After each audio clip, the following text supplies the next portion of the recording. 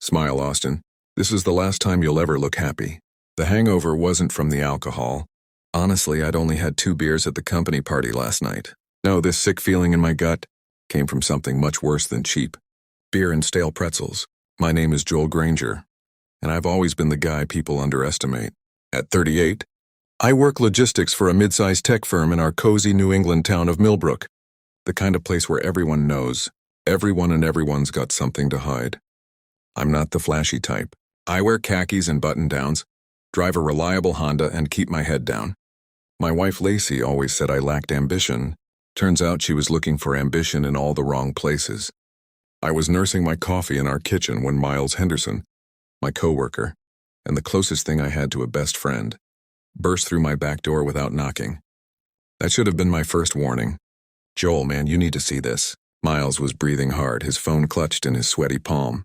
I mean, you really need to see this right now. See what? I asked, though something in his voice made my stomach clench. Miles set his phone on the kitchen table. The screen showed a video with over 50,000 views already. The thumbnail sent a chill down my spine. My wife Lacey in the pool at last night's party, her arms wrapped around Austin Veers, our company's CEO. Play it, I said quietly. What I watched next destroyed my marriage in 3 minutes and 47 seconds. Lacey, my wife of 6 years, was in Austin's outdoor pool at his lake house. She wasn't just swimming, she was performing. Her hands were all over him, her mouth on his neck. And the crowd of our coworkers was cheering them on like it was some kind of twisted entertainment. The worst part, she was loving every second of it. The camera caught her face clearly as she looked directly at the lens and winked. She actually winked. I always knew Lacey liked to swim, I muttered, my voice hollow. But this is Olympic-level betrayal. Miles shifted uncomfortably. Joel, I'm sorry, man. I thought you should know before what? Before everyone in town sees my wife dry humping our boss in front of half the company.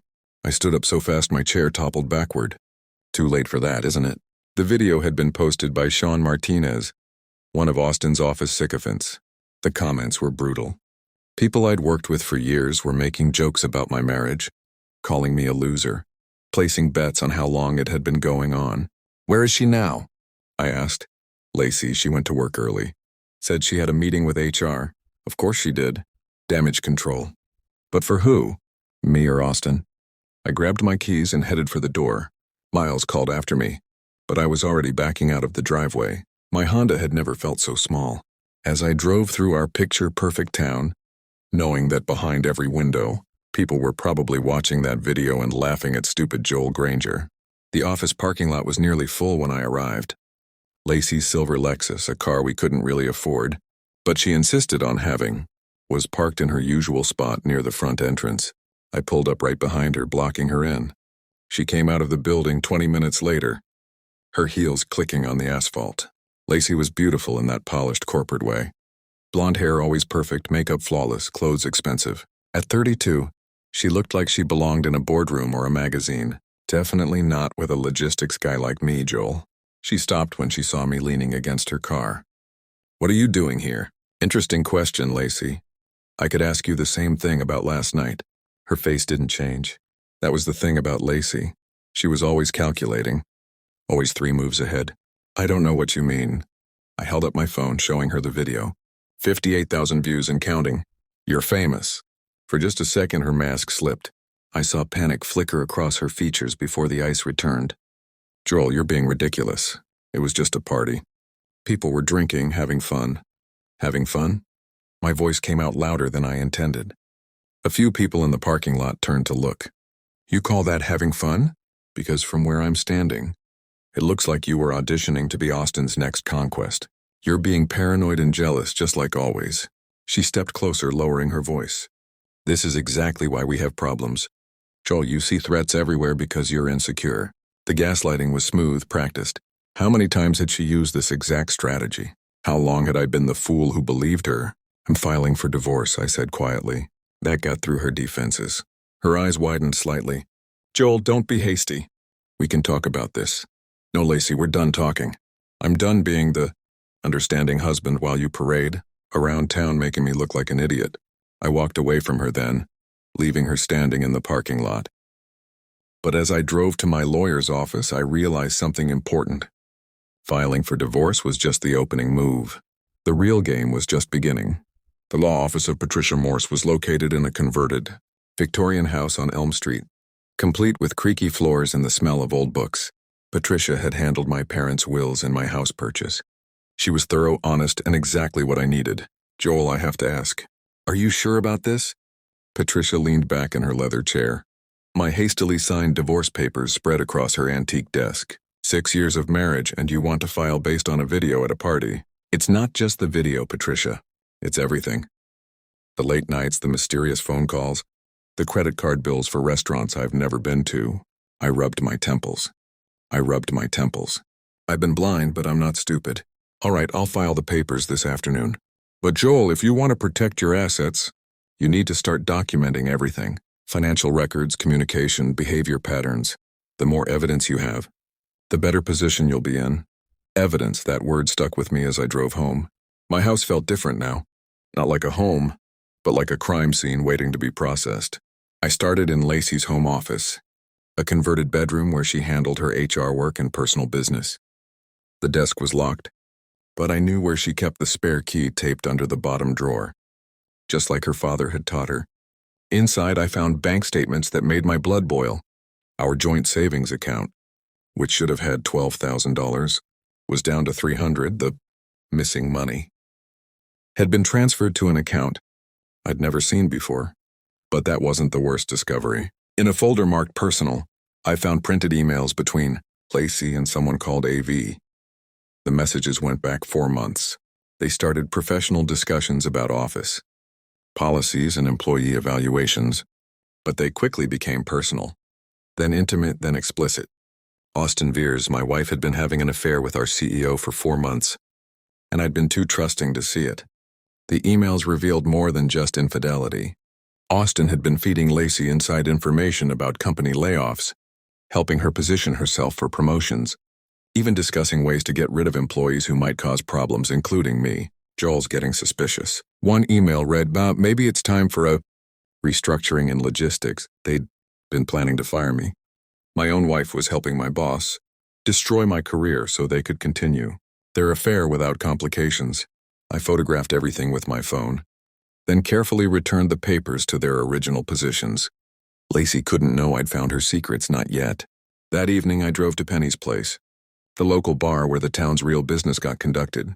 Penny Morrison had owned the establishment for 15 years and knew everyone's secrets. If anyone could give me insight into Austin Veers, it would be her. The bar was dimly lit and comfortable, with worn leather booths and the smell of good beer and better gossip.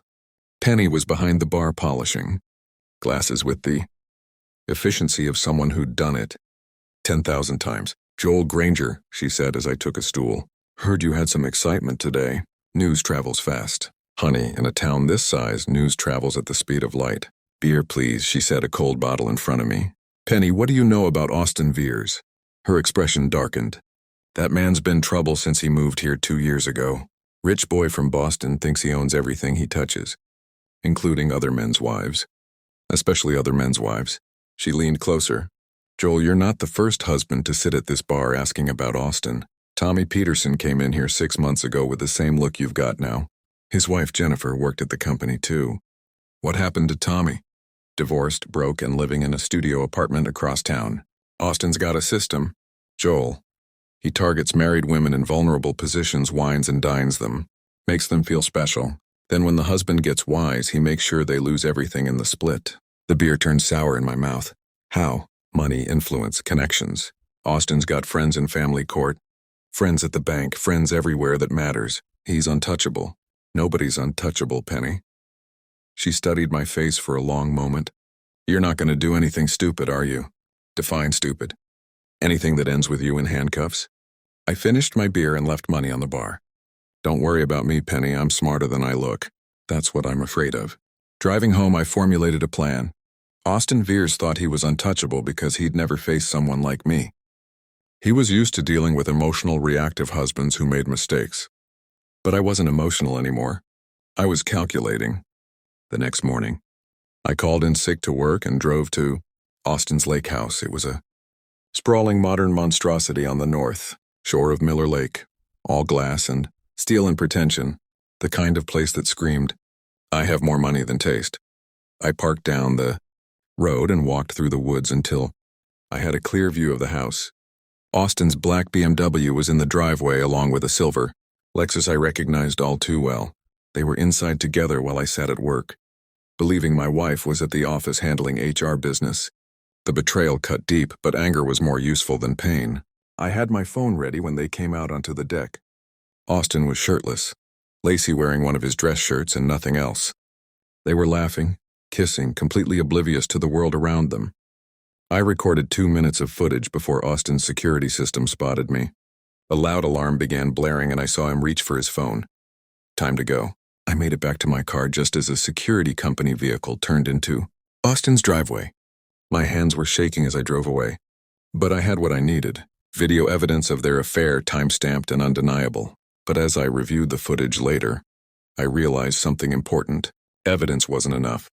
Austin had survived other scandals, other angry husbands. If I wanted real justice, I needed to think bigger. I needed to destroy him the same way he destroyed other men. Publicly, completely, and without mercy. The war was about to begin. The war was about to begin.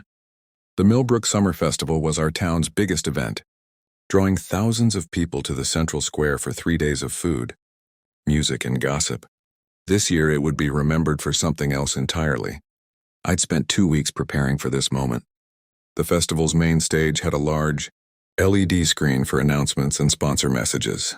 As a volunteer coordinator, a position I'd held for 3 years, I had access to the control booth. But first I needed to set the stage properly. The festival's opening night featured a community appreciation dinner where local business leaders were honored. Austin would be there, of course, along with Lacey and most of our co-workers. The perfect audience for what I had planned. I arrived early and made my way to the control booth where my friend, Danny Walsh, was setting up the audio-visual equipment. Hey Joel, Danny said, not looking up from his laptop. You're early. Wanted to make sure. Everything's ready for tonight, big crowd expected. Should be good. We've got the sponsor videos queued up, plus some community highlights from last year's festival. Mind if I add something? I put together a little montage about our local business community. Nothing fancy, just some candid moments from recent events. Danny shrugged. Sure, as long as it's appropriate for families. Oh, it's definitely educational. I loaded my video file onto Danny's system, scheduling it to play during the dinner's intermission. Then I took my seat at a table near the back of the tent where I could watch the show.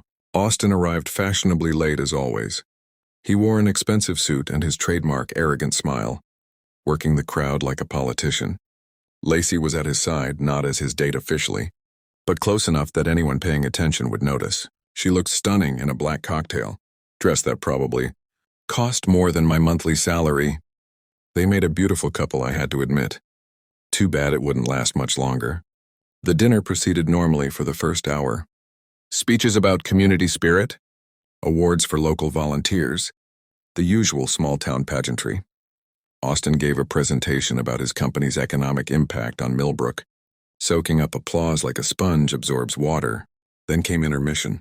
Ladies and gentlemen, the MC announced, please enjoy this special presentation, celebrating our vibrant, local business community. The lights dimmed and my video began playing on the massive screen. It started innocently enough. Shots of local businesses, smiling employees, the kind of feel-good content people expected. But then the music changed and the real show began. The pool video from Austin's party filled the screen in high definition. Every detail was crystal clear. Lacey's hands on Austin's chest, their mouths pressed together, the crowd of co-workers cheering them on. The audio was perfect too. You could hear Lacey moaning Austin's name. The reaction was instantaneous and explosive. Someone screamed. Several people gasped. I heard chairs scraping as people stood up for a better view. But the video wasn't over. Next came the footage I'd shot at Austin's lake house. Lacey in his shirt, their intimate embraces on the deck. Austin's hands all over my wife's body. Timestamps showed it was taken during work hours when Lacey was supposed to be in meetings. The tent erupted in chaos. Austin was on his feet shouting at Danny to cut the video. But Danny was frozen in shock. Lacey had gone pale as death, her perfect makeup unable to hide her horror. But the best part was still coming. The final segment showed screenshots of their email exchanges. blown up large enough for everyone to read. The messages were clearly inappropriate. But more damaging were the business discussions. Austin sharing confidential information, discussing ways to manipulate employee evaluations, planning to fire people who might discover their affair. Turn it off. Austin roared, pushing through the crowd toward the control booth. But it was too late. People were already recording the screen with their phones, uploading clips to social media in real time. The video ended with a simple text message. This has been a public service announcement about integrity and local business. Thank you for your attention. The tent was in complete chaos now. Austin's wife, a brittle woman named Margaret, who'd been sitting with the other corporate spouses, was screaming at him in front of everyone. Lacey's parents, visiting from Connecticut for the festival, were staring at their daughter in horror. I stood up slowly and walked toward the exit, passing directly by Austin's table. He saw me coming and stepped into my path. You son of a bitch, he snarled, his polished facade completely gone. You think you're clever? I think I'm thorough, I replied calmly. How's that untouchable reputation working out for you now? Austin raised his hand like he was going to hit me, but we were surrounded by hundreds of people with cameras. Instead, he leaned close and whispered, This isn't over, Granger. I'll destroy you. You already tried that, Austin. My turn now. I walked away, leaving him standing in the wreckage of his reputation. Behind me, I could hear Lacey crying, her mother's angry voice, and the excited chatter of a town that had just witnessed the scandal of the decade. The party was definitely over and I was just getting started. The fallout from the festival was swift and brutal.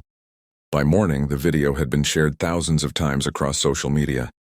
Local news stations picked up the story, and by afternoon, reporters were camped outside Austin's office building. I called in sick again and spent the day monitoring the chaos from my living room. Austin's company stock dropped 12% in one day. The board of directors called an emergency meeting. 3 major clients canceled contracts, citing concerns about corporate culture. But Austin wasn't going down without a fight. My phone rang at 10 a.m. It was Patricia Morse, my lawyer. Joel, we have a problem. Austin. Veers is claiming you hacked into his private computer systems to obtain those emails. He's filed a police report and is threatening to press charges. That's ridiculous. I found the emails in my own house in my wife's desk. Can you prove that? I thought about it. The emails were printed copies. No digital trail back to his system. Good. But Joel, he's also claiming you're stalking him and his employees. Says you've been following them, taking unauthorized photographs, trespassing on private property. That was more problematic. I had been on his property when I filmed them at the lake house. What do you recommend? Lay low. Don't contact Austin or Lacey directly. Don't go near his property. And for God's sake, don't post anything else online. I agreed, but privately I had no intention of stopping. Austin was wounded but not finished. If I gave him time to recover, he'd find a way to turn this around. Rich men always did. That afternoon I got a call from Miles. Joel, man, you need to get down here. Something's happening at the office. I drove to our building and found Miles waiting in the parking lot. His face was grim. They fired me, he said without preamble. What? Why? Austin called me into his office an hour ago. Said I was being terminated for unauthorized disclosure of confidential company information. Apparently showing you that video was grounds for immediate dismissal. My stomach dropped. Miles, I'm sorry. I never meant it's not your fault, man. But it gets worse. Austin's telling everyone that you're unstable, that you've been planning this revenge scheme for months. He's painting you as the villain. And people believe him. Some do. Austin's got influence. Joel, he's already got 3. People claiming they saw you acting suspicious around the office, following female employees, making inappropriate comments. I felt the walls closing in. Austin was using his power and connections to rewrite the narrative, making me the aggressor instead of the victim. There's something else, Miles continued. Lacey's been telling people you've been controlling and aggressive at home. Says she was afraid to leave you because you threatened her. The lie hit me like a physical blow. That's insane. I never laid a hand on her. I know that, but Austin's got her coached up. They're building a case that you're dangerous, that everything you did was part of some unhinged revenge fantasy. I realized then how naive I'd been. I thought exposing Austin would be enough, but he was a master manipulator. He'd survived scandals before by shifting blame, controlling narratives, using his wealth and influence to destroy his enemies. but I had advantages he didn't expect. I knew this town, these people, and I was far from finished. That evening, I drove to Penny's place. The bar was packed. Apparently, scandal was good for business. Conversations stopped when I walked in, but Penny waved me over to the bar. "Well, well," she said, pouring me a beer without being asked. "If it isn't Millbrook's most famous troublemaker. I take it you saw the news." "Honey, everyone saw the news. Question is, what are you going to do about Austin's counterattack?" "You heard about that, Joel? I've been running this bar for 15 years. I hear everything." She leaned closer. "Austin's been in here twice today buying drinks for anyone who listened to his sob story. Says you're a dangerous stalker who violated his privacy. And people believe him. Some do. Money talks, especially to people who need their jobs." She paused. "But not everyone's buying it. Austin's made enemies over the years. People who'd love to see him get what's coming to him." "Like who?" Penny glanced around, then motioned for me to follow her to a quiet booth in the back corner. "Tommy Peterson, for starters. Remember I told you about him? Austin destroyed his marriage and his career. Tommy's been waiting 2 years for payback." "What about Jennifer Peterson, Tommy's ex-wife?" "That's the interesting part. Jennifer came to see me last week before your little festival show. She's been having second thoughts about Austin. Seems the thrill of being the CEO's mistress wore off when she realized she was just another conquest. This was promising. Is she willing to talk?" "Maybe, but Joel, you need to be careful. Austin's got resources you don't. He can hire private investigators, pay for legal representation by influence. You're fighting out of your weight class. David beat Goliath." David had God on his side. "What have you got?" I smiled grimly. "I've got something Austin doesn't understand. I've got nothing left to lose." The next morning brought another surprise. I was drinking coffee in my kitchen when someone knocked on my front door. Through the window, I saw a woman I didn't recognize. Mid-30s, brown hair, nervous expression. I opened the door cautiously. "Can I help you? Are you Joel Granger, the man who exposed Austin Veers?" "Depends who's asking." "My name is Sarah Chen. I worked for Austin's company. I was fired yesterday." I invited her in and she told me a story that made my blood boil. Sarah had been Austin's personal assistant for 18 months. During that time, she'd witnessed his pattern of targeting married female employees, manipulating them into affairs, then discarding them when he grew bored. "He keeps files," she said, her voice shaking with anger. "Digital files on every woman he's been with. Photos, videos, personal information. He uses them as insurance to make sure no one talks." "Insurance against what?" "Harassment lawsuits, mostly. If someone threatens to expose him, he threatens to release their private information, destroy their reputations, their marriages." "Why are you telling me this?" Sarah's expression hardened. "Because I'm one of those files. And yesterday when Austin fired me for disloyalty, he made it very clear what would happen if I ever talked about what I knew. But you're talking to me because you already did what I never had the courage to do. You fought back." She reached into her purse and pulled out a flash drive. "This contains copies of Austin's insurance files. Everything he's collected on dozens of women over the past 5 years." I stared at the drive. "Sarah, this could destroy him completely." "That's the idea. But Joel, you need to be smart about how you use it. Austin's dangerous when he's cornered. He'll do anything to protect himself." After Sarah left, I sat in my kitchen staring at the flash drive. This was it. The tool that could end Austin Veers once and for all. But Sarah was right about being careful. One wrong move, and Austin would find a way to turn this against me too. I needed a plan that was foolproof, devastating, and completely legal. It was time to finish what I'd started. The contents of Sarah's flash drive were even more damaging than I'd hoped. Austin had been collecting blackmail material on women for years. Not just employees, but clients, competitors' wives, even local politicians' spouses. The files were meticulously organized with photos, videos, personal details, and what he called leverage points on each woman. But the most shocking discovery was a folder labeled Future Projects. It contained detailed plans for targeting specific women, including their schedules, vulnerabilities, and Austin's strategies for seducing them. My wife Lacey was file number 47. According to Austin's notes, he'd been planning to pursue Lacey for 6 months before making his first move. He'd researched our marriage, our finances, even my work schedule. The affair wasn't spontaneous passion. It was a calculated campaign of manipulation. I spent 3 days studying the files, looking for the perfect way to use them. Austin had made one crucial mistake. He'd stored everything on a personal cloud account that he accessed from his work computer. According to Sarah, he'd been sloppy about security, often leaving himself logged in when he left his office. But I needed more than just evidence. I needed a delivery method that would cause maximum damage while keeping me legally protected. The answer came from an unexpected source. Detective Lisa Roy. Lisa and I had been friends since high school. She'd become a cop. I'd gone into logistics, but we'd stayed in touch over the years. She was smart, honest, and completely incorruptible. Everything Austin wasn't. I called her on Thursday evening. "Joel Granger," she said when she answered. "I was wondering when I'd hear from you. Half the town's talking about your festival performance. I need to ask you something, Lisa, hypothetically." Oh boy, hypothetical questions from you are never good news. If someone had evidence of multiple crimes, blackmail, extortion, harassment, what would be the proper way to report it?